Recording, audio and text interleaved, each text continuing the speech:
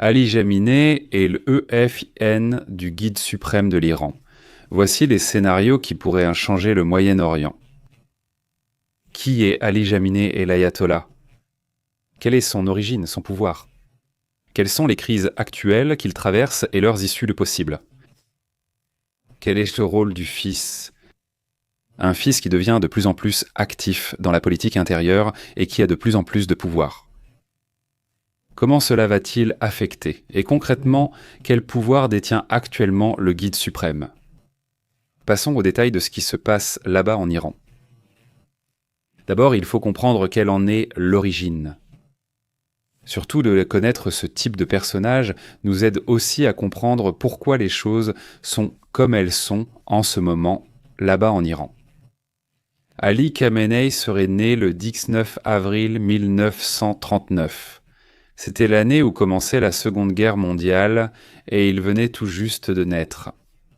Le guide suprême de l'Iran depuis juin, mais déjà depuis 1989, il est la plus haute autorité politique et religieuse du pays.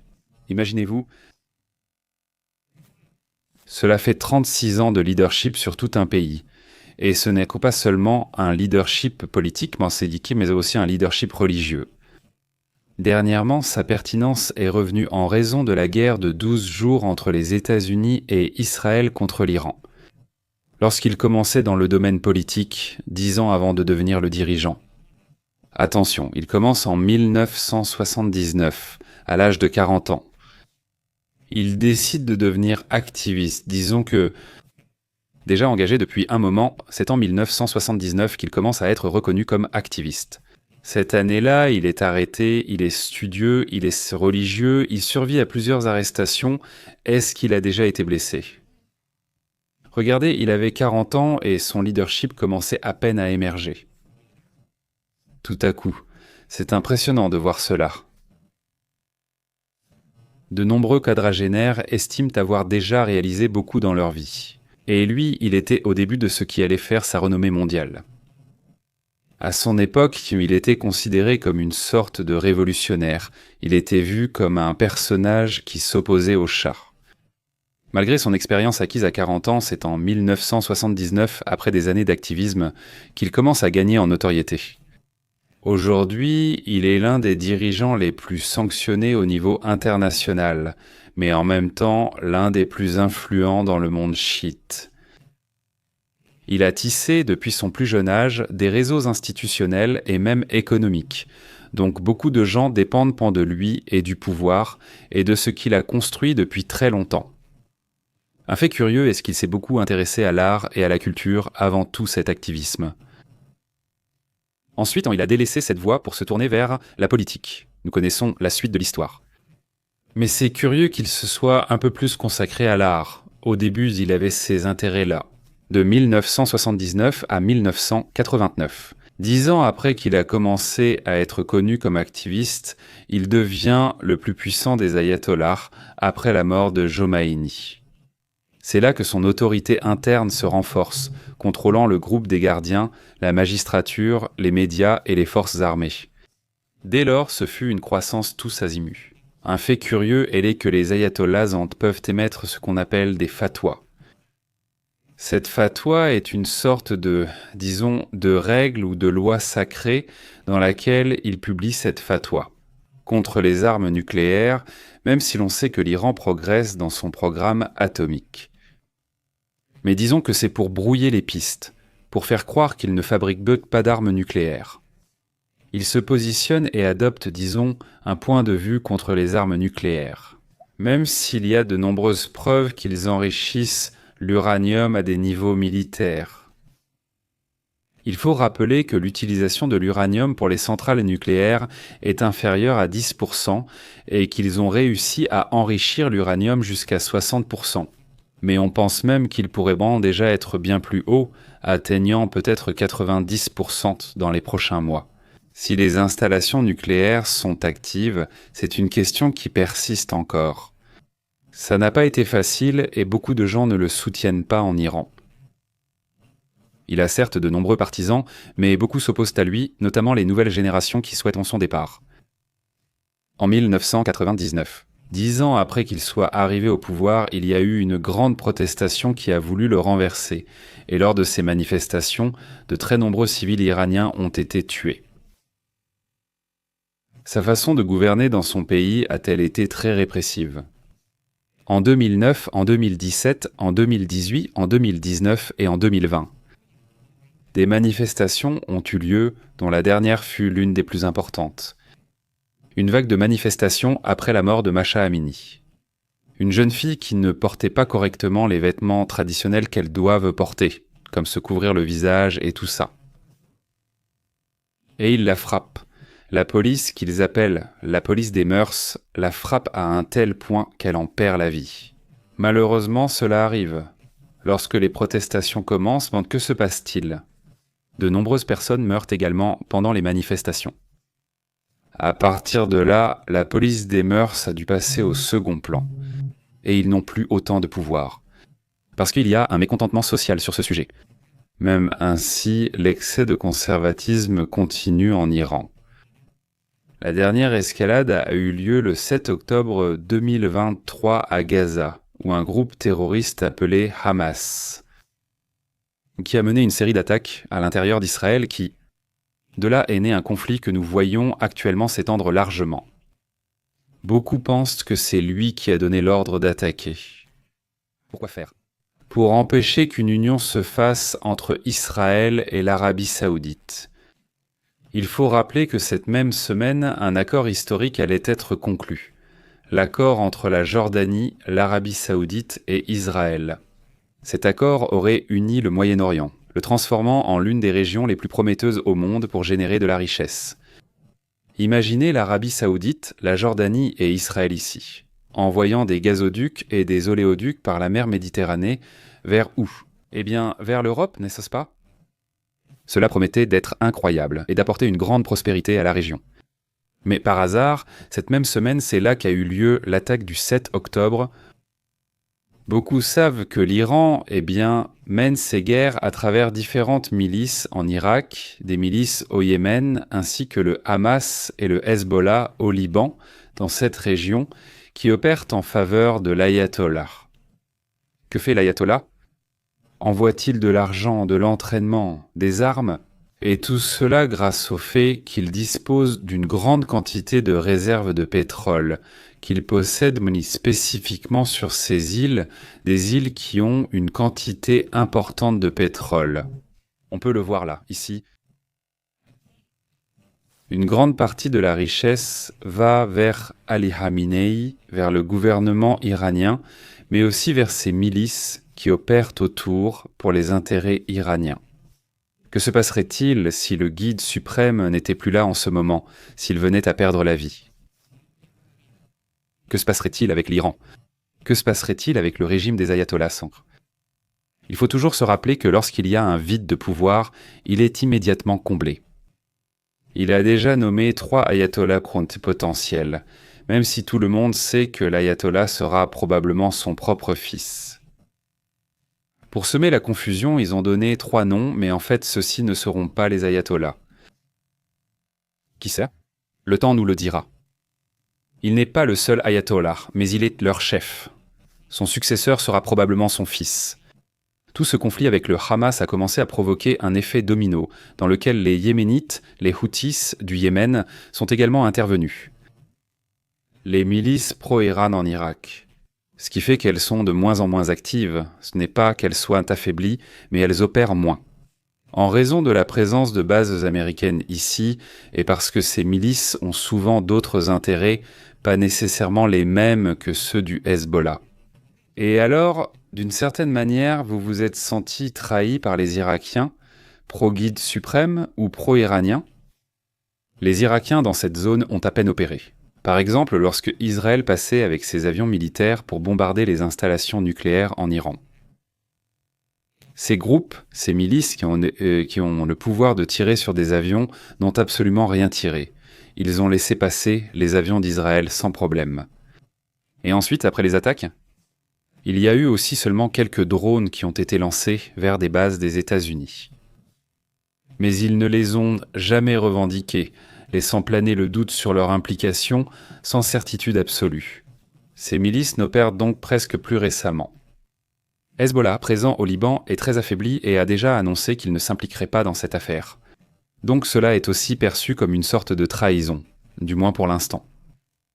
Les seuls qui continuent de tirer sont les Houthis qui opèrent dans cette zone, mais à un niveau très faible. Ce qui ne fait pas d'eux une force trop dangereuse. Lors de la récente guerre des 12 jours entre l'Iran et Israël, l'une des stratégies d'Israël a été d'attaquer les dirigeants. Les plus hauts gradés, les commandants militaires les plus importants que l'Iran possédait. Alors, soudainement, le guide suprême se retrouve sans tous ses dirigeants, avec lesquels il pouvait garder le contrôle entre eux. C'est là que Saint-Salami et d'autres hauts gradés militaires sont descendus et ont perdu la vie. Donc, en quelques jours, il s'est retrouvé tout seul. C'est pourquoi on sait qu'il vit principalement dans un bunker maintenant, pensant qu'à tout moment, on pourrait aussi essayer de l'éliminer. Ceux qui le défendent, ceux qui croient en lui, le voient comme un gardien de l'indépendance nationale, une sorte de bouclier des chiites face aux États-Unis, face à Israël et face à d'autres groupes également musulmans. Ils le considèrent comme un défenseur, mais les critiques le voient comme un oppresseur. Les dissidents, ceux qui ont quitté l'Iran pour vivre dans d'autres pays, ceux qui vivent en tant que réfugiés, ont tout vécu, exécutions, tortures, tout. En résumé, il a été un dirigeant très sévère envers son peuple. Ceux qui ne sont pas d'accord avec lui. On spécule que sa fin approche bientôt. C'est pourquoi je fais ce spécial sur ce personnage. Il y a plusieurs théories. L'une d'elles pourrait être invalidée en interne car les plus proches ont perdu la vie et de nouveaux dirigeants arrivent. Il pourrait le mettre de côté et le laisser comme une figure religieuse mais qui n'opère plus. Le régime pourrait être en train de vaciller. Parmi quelques données étranges, curieuses, c'est que lui, ce n'est pas un ayatollah marja, qui serait la plus haute autorité religieuse. Son influence est plus politique, même si elle est aussi religieuse, mais il n'atteint pas le niveau d'ayatollah marja. Ce niveau ne lui a pas été accordé. Il a étudié la poésie et la musique. Étant jeune, tout le monde pensait qu'il allait s'orienter vers la culture et l'art, mais soudainement il prend un tournant et se radicalise. Son fils s'appelle Moctava Jamenei. Il est né en 1969, quand il avait 50 ans, de son nom. Et ils assurent qu'il pourrait jouer un rôle central. Il avait 30 ans, enfin, il avait 30 ans quand son fils est né et qu'il pourrait être son successeur. Prince exilé, héritier du Shah appelé Reza Pahlavi. Le prince exilé, héritier du Shah appelé Reza Pahlavi, avertit que l'Iran est au bord de l'effondrement. Il croit qu'il pourrait y avoir une voie démocratique pour l'Iran et que la chute du guide suprême pourrait survenir à tout moment. Quels sont les scénarios possibles qui sont envisagés ? Écoutez, le guide suprême a actuellement 86 ans. En plus du stress d'avoir été l'ayatollah, les 35 à 36 dernières années environ. D'après ce qu'il rapporte, il se pourrait qu'il ne reste plus qu'à attendre et qu'à un moment donné, il finisse par perdre la vie. L'âge est également un facteur clé. Là-bas, il y a des ayatollahs qui ont plus de 90 ans, donc ils peuvent aussi être très longs à vivre. Israël et les États-Unis n'excluant pas la possibilité d'action contre Khamenei. Netanyahou affirme que l'éliminer pourrait mettre fin au conflit. Donald Trump lui-même a assuré qu'il savait où il se trouvait lorsqu'il était dans un soi-disant bunker. Il a dit qu'il n'allait pas tirer pour le moment, mais qu'il voulait parvenir à un accord. Le choc qui pourrait se produire s'il venait à être attaqué serait double. Pourquoi ? Eh bien, ce n'est pas la même chose de mourir de mort naturelle que de perdre la vie à cause de un pays considéré comme ennemi par eux. Cela pourrait même être encore plus dangereux. Il y a aussi une révolution interne, et cela pourrait entraîner un renversement. Il y a une dissidence à l'intérieur de l'Iran qui, bien qu'il la considère comme faible, affirme qu'elle devient de plus en plus organisée. Malheureusement, elle est fragmentée en différents groupes. Certains sont très ultra-conservateurs, disons sur une ligne très différente, et d'autres sont plus démocratiques, qui recherchent donc plus de liberté, etc., et qui sont aussi très divisés. Cette dissidence ne semble pas encore être la solution. Il pourrait aussi y avoir une succession pacifique, et que ce soit dans le même cercle des ayatollahs qu'ils disent qu'il faut un changement et qu'un changement ait lieu entre eux. Cela pourrait aussi être le cas. Pour l'instant, Amenei est presque devenu un personnage invisible. Il n'apparaît presque pas. Même lors de moments clés ou importants, il n'apparaît plus. Il apparaît extrêmement rarement. Sa protection a été renforcée et d'autres dirigeants ont commencé à briller. Par exemple, Aragashi lui-même, qui est le ministre des Affaires étrangères, est celui qui apparaît le plus dans les médias, celui qui apparaît le plus au niveau international et national. Il a même été critiqué pour cela. Récemment, Aragashi vient de donner une interview à Fox News aux États-Unis, et cela a suscité de nombreuses critiques internes. Aragashi, le ministre des Affaires étrangères, est-il actuellement la personnalité la plus en vue? Même pas le président, car ils en ont un aussi. Il s'appelle Massoud Pezeshkian. C'est comme s'il n'existait pas un personnage pour lequel on vote et tout. C'est-à-dire, il y a des votes et des élections. Il n'est pas de la même tendance. Du guide suprême, il est plus ouvert, moins ultra-conservateur, mais il a aussi peu de pouvoir. Récemment, la situation s'est détériorée pour le guide suprême. La vie de l'ancien président de l'Iran a été perdue, ainsi que celle de plusieurs ministres importants. Même un ayatollah a perdu la vie dans une chute d'hélicoptère.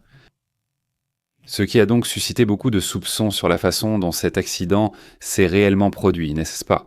Mais bon, le fait est donc qu'il a été récemment impliqué dans de nombreux problèmes qui ne lui ont pas permis, disons, d'agir comme il le souhaiterait.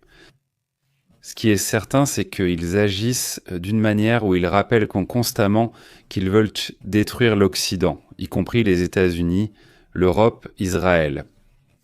Ils véhiculent un discours de violence, de destruction, d'anéantissement de l'autre.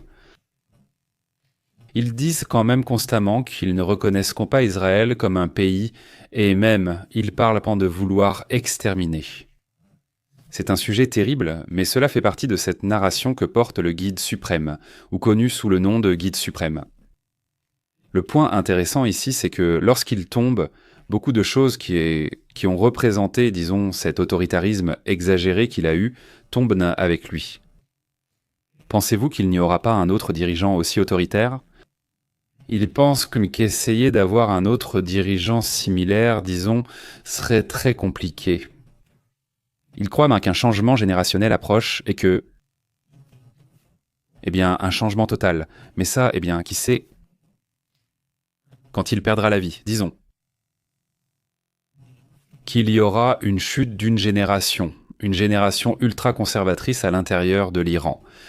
Et cela pourrait être intéressant, surtout pour tous les activistes et les jeunes qui se sont battus pour un tournant, pour un changement dans les politiques. Et beaucoup d'entre eux, ont perdu la vie ou sont actuellement en prison. Je te rappelle que nous sommes sur Telegram, nous sommes sur WhatsApp, et que là-bas, je t'envoie les notifications quand nous faisons un direct, quand nous publions un reportage. Tu peux nous soutenir avec un super chat ou un abonnement. Merci à toi et à la communauté abonnée. Il y a beaucoup de gens qui nous regardent et qui ne sont pas abonnés. Environ 30% viennent nous voir tous les jours et ne s'abonnent pas. Je vous demande si vous pouvez nous faire ce plaisir, abonnez-vous, non? Ce serait génial. Tu peux aussi rendre visite à Pépé en direct. Là-bas, nous mettons des résumés et nous faisons des diffusions où, nous mettons une boucle. 24 heures ou 12 heures pour que tu puisses passer du temps avec la communauté. Discuter pendant que tu regardes le résumé de ce que nous avons déjà diffusé. La question est ça que je vous laisse ici un sondage, une question. Comment penses-tu que se terminera le mandat d'Ali Jaminet? Une fin naturelle et une succession en douceur. Une question de quelqu'un qui l'élimine, une sorte d'attaque, un coup d'état militaire ou une révélation. Plutôt quelqu'un qui se rebelle, non? Plutôt interne, une sorte de renversement. Ou tu penses qu'il n'est pas en danger pour l'instant et qu'il pourrait encore nous donner quelques années d'actualité? Tu penses, toi, qu'il va vivre encore plusieurs années? Qu'en penses-tu? Que penses-tu qu'il va se passer? Je te laisse le sondage dans la section communauté, désormais appelée section publication. Et je serai très attentif aux résultats du sondage. Passe une excellente journée et merci de partager. Voici les vidéos que tu peux regarder. Merci beaucoup de nous avoir accompagnés. À bientôt.